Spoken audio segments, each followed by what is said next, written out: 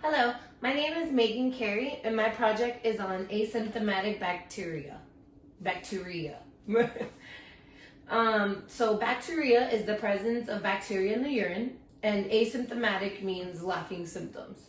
So when you put it together, asymptomatic bacteria is caused by excessive numbers of bacteria in the urine without symptoms.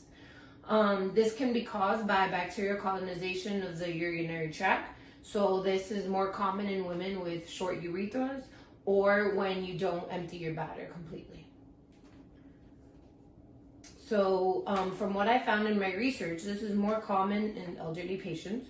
So from the adults from the ages 65 to 80 and older, patients with diabetes, patients with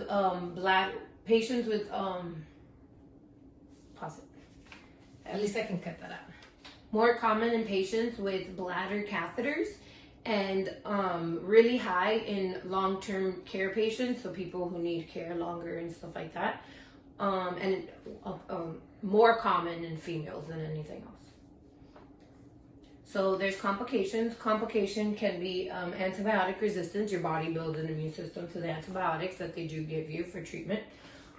If left untreated, pregnant women can develop pyelonephritis, which is an inflammation of the kidney due to a bacterial infection that begins in your urethra or bladder and travels to one or both of your kidneys.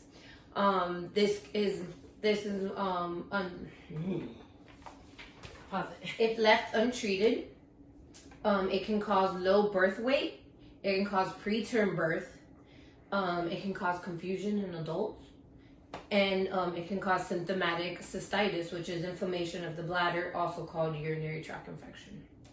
So treatment.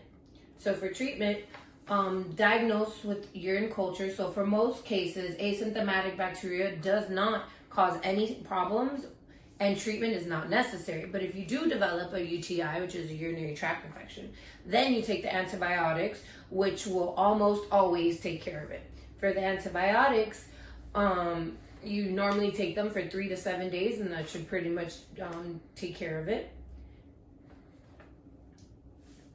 Babe. In 2017, there were 15 studies done involving over 200 women. From what I found in my research, studies found that antibiotic treatment in pregnant women can reduce low birth rate, can reduce the risk of pyelonephritis, can reduce the risk of preterm birth, and can reduce the persistence of bacteriuria at time of delivery. So some of the symptoms that I found with this asymptomatic bacteria is that it's asymptomatic, so basically you don't have any symptoms. But when you do find these symptoms, like when they do come, Okay, so for symptoms, as you know, my disease is asymptomatic, so it lacks symptoms. But when you do finally get symptoms, you should definitely call a doctor. And some of these symptoms are increased urine frequency, so peeing in a high volume, increased intense need to urinate, that feeling sensation, pain with urination, pelvic or back pain, fever, chills, blood in your urine, change in color of urine, and cloud or foul smelling urine.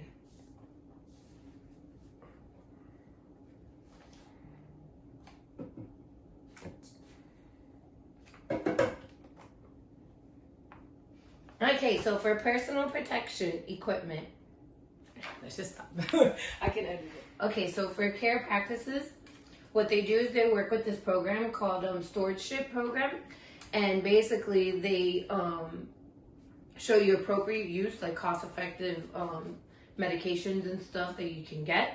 They educate their patients, and they collaborate with other healthcare professionals and patients and families so that you can get educated on it. And then for personal protective equipment, obviously the best thing for this would be appropriate hand hygiene, so always washing your hands, and then gloves, just because it's mostly high frequent in patients with catheters, so it can be spread that way the most. Transmission, hands of healthcare professionals can contaminate urinary catheters, like I said, catheters. And then that's it. So that's the end of my project. I hope you enjoyed. Alright, well that's the end of my video. I hope you liked it.